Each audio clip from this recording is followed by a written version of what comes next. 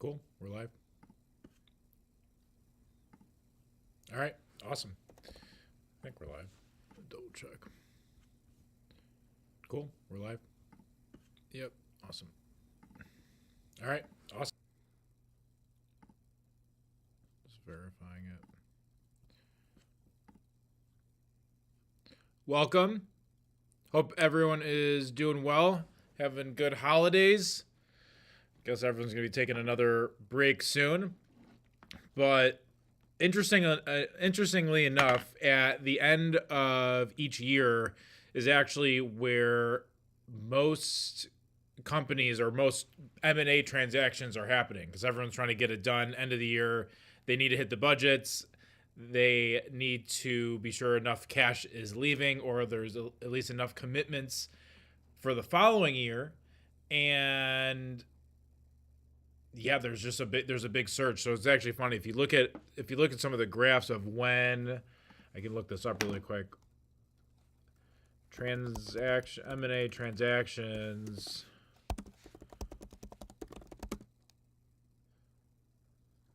Surge at the end of the year. So what I'm going to be covering today, I guess this is kind of a good lead into it, is I'll pull this up. It's a fascinating one. Where did it go? Is the value of revenue at the end the value of revenue for each company, and I think it's an interesting thing to look at because since we've been getting more deals and more deal flow in, and we've been having more conversations with entrepreneurs and investors, specifically in SaaS service AI type companies, how people come up with what they think their company is worth and being obviously more realistic than where they were at maybe 4 or 5 years ago. But a lot of these companies are relatively new. And sometimes I'm talking to one company and they're valuing their business at a 10x multiple, and some are at a 5, and they're doing similar business, same amount of revenue, right? And there could be reasons why they can command that and ask for it, but on the other hand, it's also getting realistic on if you are trying to get acquired and it's that much higher of a valuation, are you going to be elongating the sales process? Are you going to be having a lot of conversations for a long period of time where people are hemming and hawing and not sure what the right path is, right? And or is it going to be a strategic and strong enough value add at a 5x multiple where you can put the ones and zeros together where they see a path to getting their cash back, right? And that at the end of the day, now that budgets are getting tight, money is getting harder to bring in, and people are really focusing on results right now. At this stage where business was at 5 years ago when you were doing investments, pre-COVID, when people were getting 30 to 80x multiples on their revenue, they're all eating it now. And I actually have an article on my LinkedIn and my newsletter, I should say, which is on my site and on LinkedIn, where these companies, whether you're looking at Tiger Financial or SoftBank, where all these companies that put in a tremendous amount of money in the software space and individual companies at these insane multiples are now taking even bigger bets into AI and AI platforms like fast-growing platforms like Lovable, and OpenAI is obviously a great example. And I talk about other investments that Sam Altman has made in parallel with OpenAI as far as where OpenAI is going and the other connecting points of what you can build and what's possible in other agents to accomplish different functions within the organization, from fulfillment, operations, marketing, sales, and all that good stuff. Specifically research would be a great one to mention. So how everyone is just throwing trillions of dollars into that market ultimately to cover their losses for all the mistakes that they made in the software space. And a lot of people are going to frankly get crushed on that, right? Money is drying thin. They're relying on cash flow, and a lot of these companies that have raised at 100 million, 500 million plus valuations don't have the cash flow to justify that valuation. So either all of those investors that came in at a premium are going to get cut out, someone's going to get sued, or they're just going to get the business shut down, right? Depending on who owns control, and obviously, board of directors and all the other things that come with owning a company that is privately or publicly funded, right? So that was the theme of what I wanted to chat about. Is even if two companies are in a similar industry, they are doing the similar amount of revenue, plus or minus 3%, right, or 10%. I can kind of, and I will give examples. I have examples here for both private and public companies. Not all revenue is created equal, and it comes down to documentation, systems, people, and ultimately, one of the things I want to be talking about is the value of a company is absolutely going to be correlated with how much of the leadership team or the CEO is a bottleneck within certain functions of the organization. A big one that is a big release for companies that are trying to go from the 3 million to 10 million mark is removing the CEO from the sales process, right? Going from 0 to 100K is going to be customer service and being that front-facing customer support person, and then that scales, right? Again, it could be for fulfillment, it could be for operations, it could be for sales. So these are the different functions that I'm going to cover. And again, that obviously having a salesperson, having the CEO of a public company is a bottleneck within a public organization is not going to be a thing, right? That's obviously different. So the bottlenecks that a private versus public company are going to have are going to be significantly different, but the value of these companies, and again, I will give examples between Twilio and Zoom is one example I'm going to be covering here of why one company is worth 20% more, even though they do basically the same amount of revenue. And it's the structure, it's how they're set up, it's who they're serving, it's what they're offering, it's how commoditized they could be, how easily replaced they could be. Are they a front-facing software? Are they a back-end facing software? And I'll go into that in just a moment here. So let me pull this up. And I did mention I was going to pull an example of some of these companies that were 2024 transactions, I should say. I wanted to pull up an example here before I dive into that. But yeah, I have to verify the source of this, but you can see just towards the end, it gets a little steady, and then right towards the end, there's kind of a big pickup. You kind of see that across. This is a year by year comparison. This breaks it down based on, where'd it go? This is for 20. Yeah. So this was the M&A activity for aggregate transactions. And again, you can see towards the end of the year for holiday, it just pops off, right? Beginning and, right at the end, which is kind of interesting. So I guess I should do a better job at sharing my screen here. So yeah, so hopefully that makes a little bit more sense. Yeah, you can see all these transactions that are going on year over year, which is kind of interesting, right? So here, the big thing that I really wanted to cover is really understanding this concept of, and I'm not going through this whole thing. It's going to be kind of a broken down step by step, and I'll just take out the whiteboard and that I've got right here, and I'll go through parts of this. Obviously, not the whole thing. As far as the valuation fundamentals and the due diligence and the case studies and all that stuff, I can cover that. If you have comments and things like that you want me to go over, I'm happy to do it.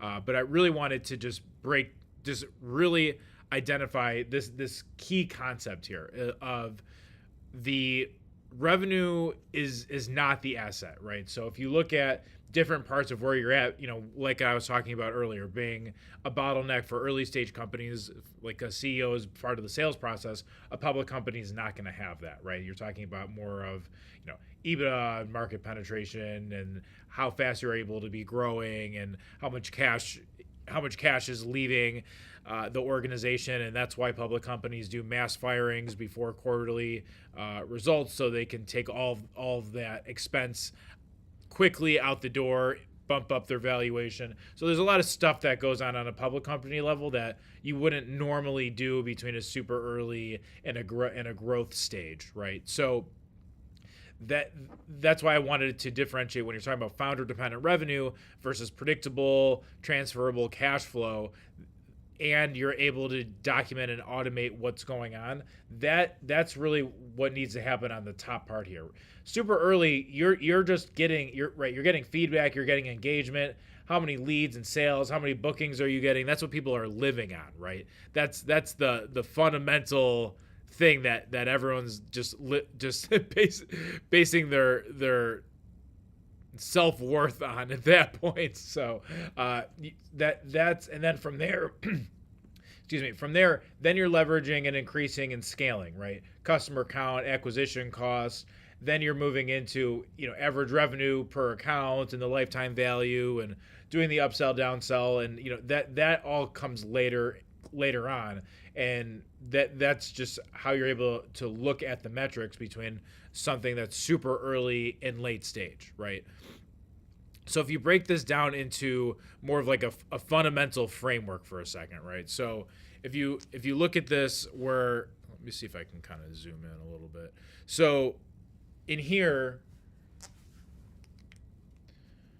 if you're doing, and I guess before I take out the whole whiteboard, I want to actually share this, because if you look at, I mentioned Twilio and Zoom, right? Twilio, again, is doing about 4.9 billion in 2025. For the trailing 12 months revenue for Twilio is about 4.9 billion, almost 5 billion. Okay, let's see if I'm able to move this a little bit so it makes more sense. So okay. For Twilio, it's about, so TTM is trailing 12 months for 2025. Again, this is public data. This is their post-COVID reality. Okay, is since the valuations have gone down, Twilio at 4.9 billion in revenue, its total value of the company this is what they're trading at right as of today. Today is December 17th or 18th of 2025. Okay, 20 billion revenue, 20 billion market cap. Okay, market value. Zoom is doing a little bit less. So, call it a 3% difference between Zoom and Twilio, and their enterprise value or their market value is, call it 20% more, right? Which is pretty incredible when you actually look at it from a macro economics level, right? Why is that? Okay, so Twilio, if you're not familiar with Twilio is a messenger support solution, right? So Zoom, I can just kind of pull up a clear example just so it makes sense, right? So how do I pull this up a little bit? Okay, great. So Zoom, they are, since they blew up in 2020 to 2023, their market cap was some insane number. I believe it was like 500 billion. Let me verify that actually before I start rambling numbers.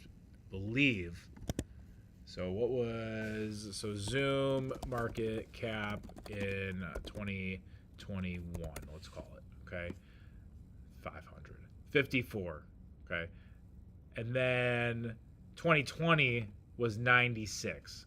So 18 to 96 to 54 to 19. Okay. Zoom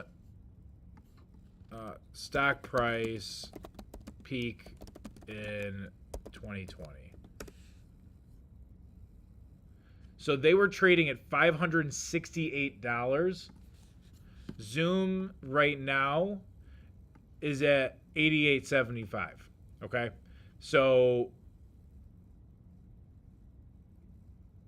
it was basically quadrupled the size. If something like that. Okay. So yeah, right here it will show you. Yeah, 88.75 right there. Okay. So when you look at Zoom as an organization, they're doing front-facing communication, right? That's their whole thing. So you're able to do meetings. Then they're going for Slack, right? So now they're trying to do direct messaging. They're trying to have AI solutions. Okay, so this is going to turn into a lot of scenarios. Okay, so that Zoom, it's a front facing platform. People are going to use it. They have it on their desktop. They have it on their phone. Now Twilio is, for all intents and purposes, a very good API integration. Okay. So it's a messaging solution. So if you wanted to have a messaging solution, for example, if I wanted to give people the ability to text on a software platform that I built, and I didn't want to build the messaging app, I would set up an API or an integration between my app and Twilio. Okay, and so again, this is a back end solution. So when I say a back-end solution, less likely you're going to have people advertise to use Twilio just for a one-to-one messaging solution. This Twilio is a good software solution to sell to other software owners as one single use case for Twilio. I'm sure they have a lot of other use cases, but when you're talking about front facing, they log in, they go into Zoom, anyone could do it, any business, any individual could do it. Or if you go into Twilio, it's more niche. It's a connector, it's a back-end solution. I'm not logging in.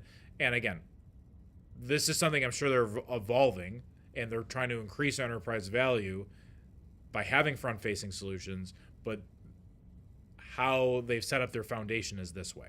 Okay. So that's why when you look at valuations and things like that, it's less valuable. Okay. And so if you even look at something like this, where I can move this down for a second, or just away, I think. Yeah. So when I move this down, again, two companies, similar space, both doing $100 million in annual recurring revenue. Okay. One's worth $6.8 billion. One's worth $800 million. It's night and day difference. And again, this is private, and these valuations are based on private investments. Okay. So when you look at this type of data, it's absolutely night and day. And let me say that again. Two companies doing roughly $100 million each. One of them's worth $6.8 billion. The other one's worth $800 million. So when I say not all revenue is created equal, this is literally what I mean. There are these companies that are making, it could be, and it scales. It could be at $1 million level, a $10 million level, a $100 million level, a $1 billion level.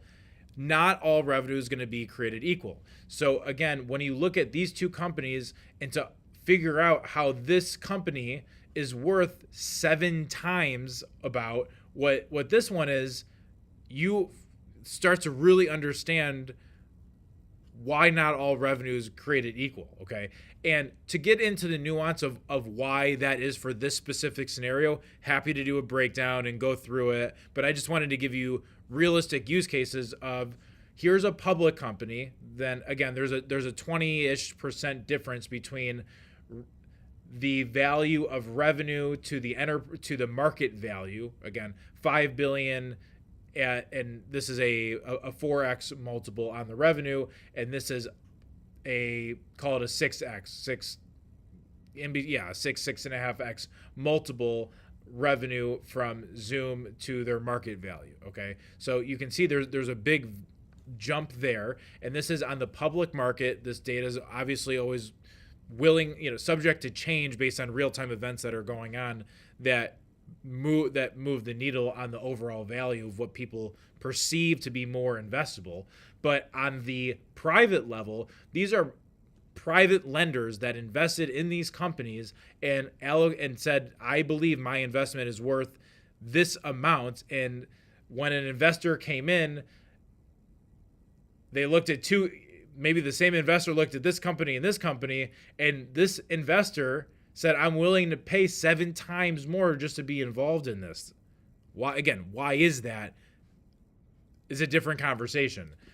But the fact that it's happening, and it's happening all the time on multiple levels, private and public, and at different revenue thresholds, $1 million, 10 million, whatever it might be, that's the reality of the scenario. Okay. So if you look at where founders are missing the mark, and again, this is mainly happening between 1 and 10 million, right?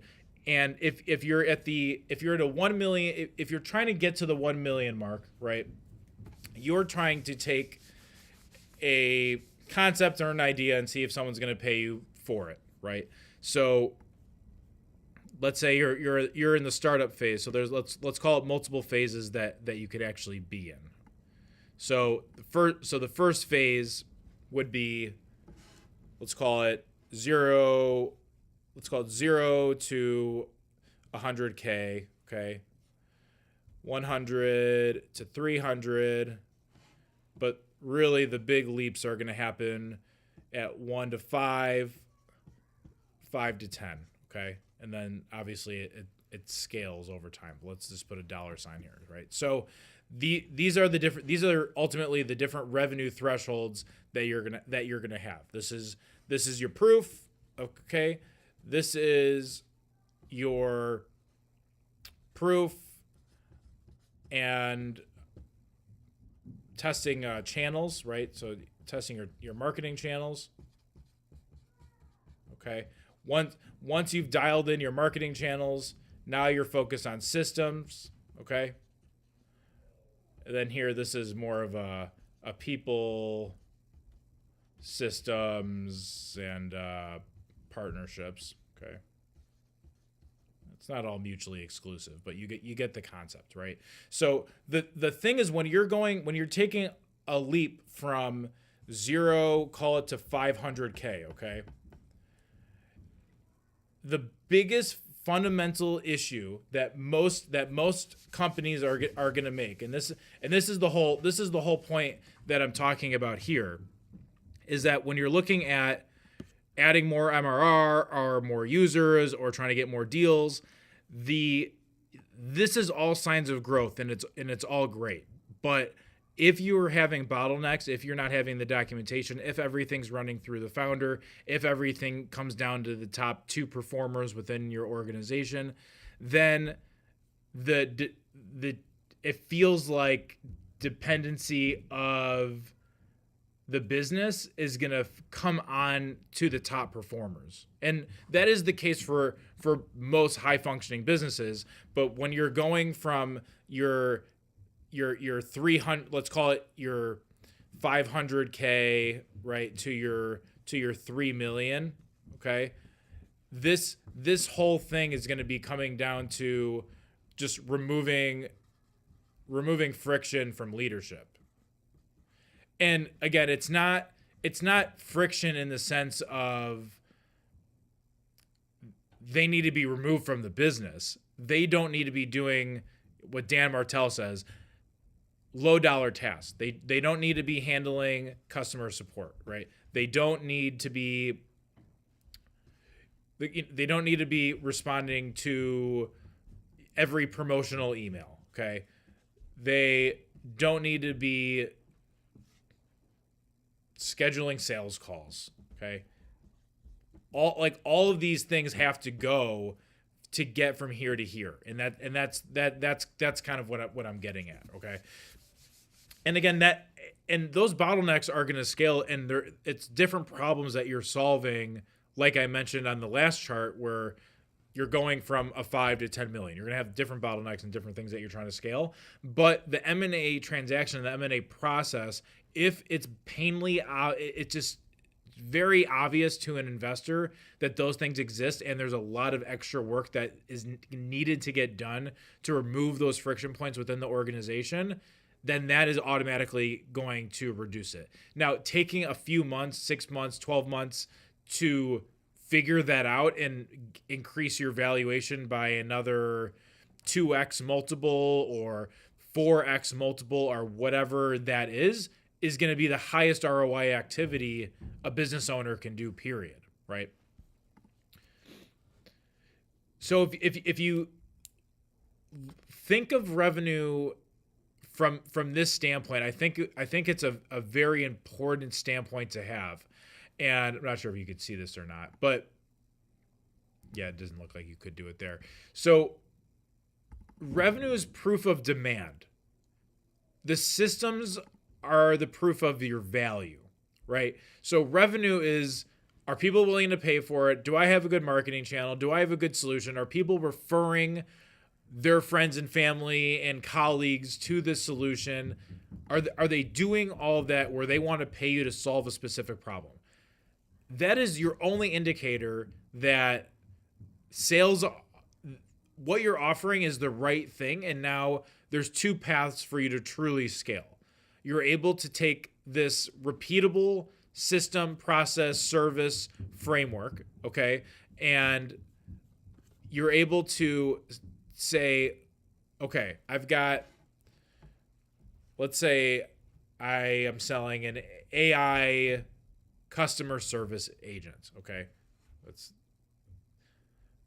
I gave this example before. I created an AI email responder, okay? So let's call it an AI email responder.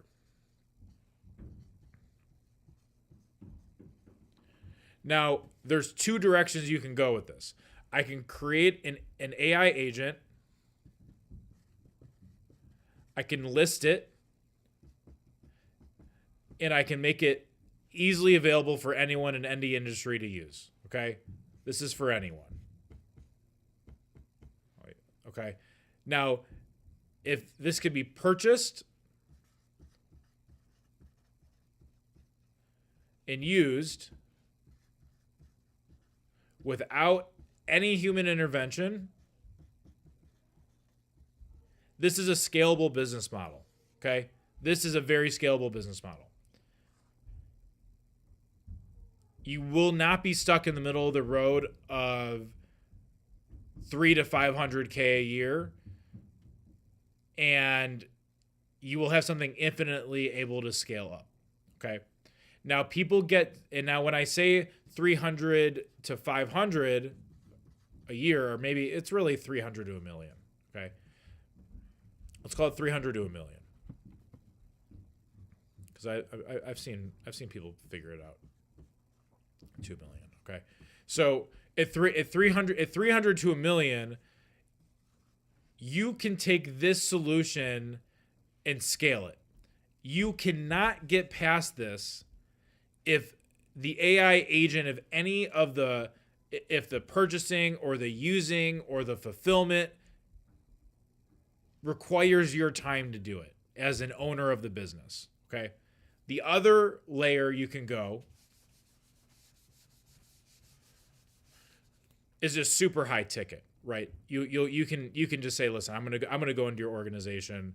I'm gonna review every single email that's ever been written for each individual employee. So this is super high touch, okay? So let's call it a high touch let's call it a high touch AI email agent. Okay. So high touch is you've got, let's call it 50 employees. They've got on average 2 years of data. Okay. Then you want to take all that data and you want to create 50 AI email agents, okay, for each employee. So now you have to train a model. You've got to learn the language. You've got to build the system. You've got to deploy it. You've got to have meetings, or I don't want to call them meetings. I would say, you'd have to have communication on what they want, right? Communicate what's successful, okay? So this whole process here, again, same offer, or I guess same solution, same end result, but what's being delivered is off the shelf versus custom, right? So if you were just to do an AI agent that was a subscription or a one-time one-time fee, that's one thing. This could be a $500,000 offer. It could be a $3 million offer. It could be a $50,000 offer. It could be a $20,000 offer. It all depends on scale, what's involved, and all these things. And if you can sell 50 of those a year, you can sell 200 of those a year. It exists. But selling something, again, that's going to require, that's lower, maybe it's $1,000 that needs your time for fulfillment, and then you've got to bring on more people to help manage and support it, and then your margins are going all the way down. You can't reinvest into marketing. That's a disaster. So it's got to be, again, super low end, easy fulfillment, super high end. Okay, and so that's the real life example of what's actually important to really understanding this whole concept of, if you're going to be using, let me see if this slide's going to work again. Oh, it's not showing the whole thing, but using revenue as a proof of concept as the demand, and then systematizing it, again, very low end, very high end. So it could be very valuable as when you're building a company, when it comes to building an enterprise organization. Okay. So the reality check for most buyers, okay, is really how fast is this thing growing? And that's the question when an entrepreneur would assume this is going to be a question of a sophisticated investor, right? And what they should be asking, if they are good enough, is, if the founder gets hit by a bus tomorrow, what happens to the organization? That's going to be the main question, okay? So you need to price it before you're scaling, right? I used to have this example of a leaky boat, right? If you've got a bunch of revenue that's coming in, I would draw a boat. Maybe you could see my boat here, but let's call this my beautiful boat, and we can put a big beautiful sail on it, and someone could have, a paddle, okay? And they're going along. So if there's a ton of revenue that's coming in the door, and it's flowing in, there's just going to be gaping holes, right? And so before it's set up to remove the founder in the process, and if you remove the founder and he or she's not the one that's filling the gaps here, okay, then, and these things are able to run on their own and they're scalable and it works,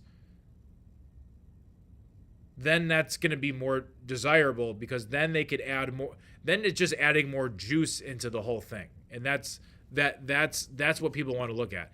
Is this thing working? Can I dump more money into it? Okay.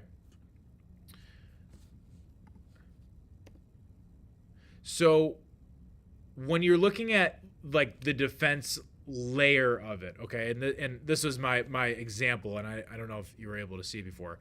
This is my boat with my founder, who's sailing this boat with his paddle, and this is the cash flowing in. These are the gaping holes and all the cash falling out. And if you remove the founder again from here, this is how much more valuable it's going to be, right? So the chaos is going to discount the valuation. Predictability is going to increase it. Very simple concept, but it's something that most people miss, okay? So if it's founder-led revenue, it's a point against the organization. If it's manual operations, it's a point against the operation. Inconsistent reporting, point against it. Financial reporting, sales reporting, marketing reporting, all of that, it's going to be a point against the organization, okay? So again, I wanted to give just a case study for one of our leadership portfolio companies. So it's a portfolio company under our leader that's under a different portfolio that's not directly Agile. But he gave me this example, and I thought it was a fascinating one, where in 90 days, they were able to have investors say this company is worth 6 times more without increasing any additional revenue, because they replaced the founder-led onboarding, support and operations, did not include the founder, installed investor-grade dashboards for people to actually understand where the revenue is coming in, what's working, what's scalable, and things like that. Okay, so like these are all super important concepts for you to really get. And again, I can go through some other examples as far as like, other what happened with Vista and all that. I'm happy to give more of like a breakdown, but I at least wanted just to really, really wrap our head around this concept of private equity. They're not your enemy. They're your friend if you know how to run your business the right way, okay? Because everyone's like, well, I don't want to have a private equity company come in and take over control and kick us out because that's what they do and that's what they're known for. They're there to be your growth engine. They have no interest in coming in and taking over control and kicking people out. They want to have as many competent, strong, successful founders as possible to run the business, so they can just keep giving you money to keep growing revenue, so everyone keeps making more money. That's their only goal, right? And so when you're talking about the right framing for private equity, it's less about speed, it's about control, right? And so the control is around having documentations and trained teams and automated workflow and reporting, so you can go make data-driven decisions. Okay, it's nothing else beyond that. So again, if you're gonna do an audit for you to really reflect on this, right? Just ask yourself these questions: who closes the deals? Who resolves the escalations? Who understands the data within the organization for you to make data-driven decisions for the company, okay? And again, if the answer is me and you're the founder or the owner of the organization, you are not in a place where you can sell at a premium today. And again, that is totally fine, but now you can use that assessment to say, oh, okay, this is what I need to do ultimately to increase the valuation. And there's a lot, and I can give you a clear roadmap on exactly what to do. If you do have questions about that, I have a newsletter where I kind of give examples about it, but really the thing to look at is if you go to Agile Growth Labs and you want to get a valuation on your company, you can literally go in here. Oh, this is already one that I did, but you can literally go in here and sign up, and all you need to do again is go to Agile Growth Labs, go to resources, get a valuation you could use, and it will take you through the process for you to understand what is your company actually worth today, and it asks all these questions that we're covering right now, right? So I think it's definitely an important thing, when you're talking about what actually makes sense. So again, if you stepped away for 90 days, would your business get weaker or stronger as an asset? Okay. And so, man, this screen dimensions are all throwing me off. But in here, if the systems that you're setting up, and it really is, well, only I could do this in the company and no one else really knows how to do that. That's on you, right? You need to be able to document what's going on, how to replace your direct involvement that aren't anything related to investors or strategic deals or getting on a podcast or whatever that thing is for you to get out there and help grow the business to the next level and unlock the next path of revenue, right? Because you're vision focused. And from there, then having the visibility of what's going on within the organization on a financial and a marketing on a sales level, right? So that's what needs to get done. If you're saying, okay, what do I actually need to do to put myself in the right step to help increase the overall value of the organization? If you're not happy with the result of the valuation calc, that's would be my next best recommendation from there. So when it comes to all this, again, I hope it's clear. I hope it makes sense. I hope it helps change your perspective on how you're looking at your business, how you're looking at private equity, how you're looking at like the sales process, because I think, again, there's a lot of unlocking as far as enterprise value that needs to get done over, really the next 5 years, because the business landscape is changing, period. And how we're able to increase the value, how we're able to increase our efficiency, how we're able to think about using tools for our business. And I'll give you a prime example. I was getting so frustrated with my marketing systems, right? There's scripting, there's coming up with the content ideas, there's the marketing calendar, there's who's writing it, who's producing it, who's editing it. All of those things were driving me nuts, okay? So what did I go do? I mapped out every piece of content that I wanted to look at. Before I did that, I looked at what is highly valuable online, okay? Meaning, if I go to Reddit, if I go to Quora, if I go to Keyword Search Planner, if I go to LinkedIn, I'm looking and searching certain topics that are related to my industry, what's getting the most search volume. And then from there, I took the most searched and pieces of content that got the most interaction and sparked up people to actually engage, and use that as an input for me to decide what's the content that I should be talking about. So I mapped that out. And then I have frameworks on how I create content, how I write prompts, how I record videos, how I write content, how I write emails, how I advertise online. So all of these things I have different frameworks for. So I wanted to take the frameworks for how I create content. I wanted to take viral content online and use that as a guiding compass for the type of content that I'm going to create.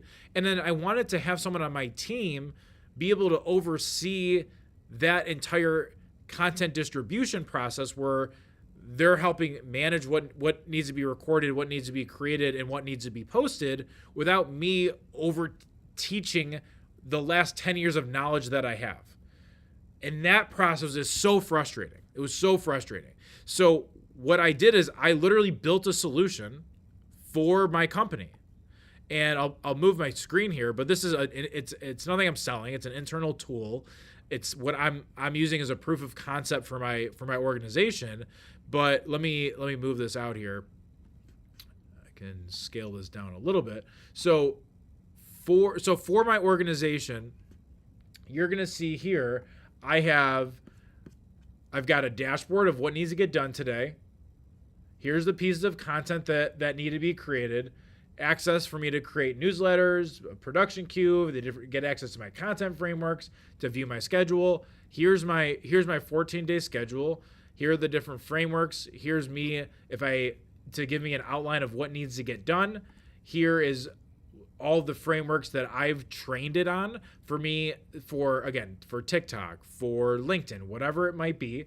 I can determine if I'm going to write an X thread, if I'm going to write an article, if I'm scripting out a video. So again, all these things are right in this platform. So I took all the knowledge that I have in my brain, I built this solution, and now I'm able to go to my team and say, like, listen, now you've got my frameworks, you've got my production, you've got all of this here. So now what I want you to do is go into my schedule and start scheduling this out. You can take clips of my videos, you can tell me to go record something, but go click here, click on this. Now you have all the prompts that you need for ChatGPT, for X, for Content Mixer, for LinkedIn. And again, it's all of my prompts that I've already trained. I want to do whiteboard videos like you saw today, all of the content and the prompts for that. So this is the process where I can just go and literally start the production of these systems, where now it's taking the frameworks, the market data that I want to use, it's generating the content for me, and this is all original content that is coming from me because it's trained on all of my information, right? So this went to go create a video for me. If I wanted to go create an article, I would say create an article, and I can give it a certain framework to use in that process, okay? So it's gonna go here and do it. Here's a path for me to give it feedback. So now I can literally have my team create highly valuable content, okay, that uses my personal stories that I've already trained it on, okay, to then have a back and forth conversation to make this path better, okay? So again, now I don't need to be involved in that process. Now I've made my marketing team and my marketing department that much more valuable, where it's easy to go to generate 15, 20, 30 pieces of content a day without me being that person, right? So these are systems and things that and the way that you have to think about helping structure and giving a team of 5 or 10 people the capacity of 25, 50, 100 people at a time. And I think that part is absolutely important when you're thinking about scaling and systems and operations and really growing the business. So thanks so much for watching. I really appreciate you taking the time. I'm going to be turning this into kind of like micro clips, and hopefully you can take your tidbits, share your favorite one. Would love the feedback.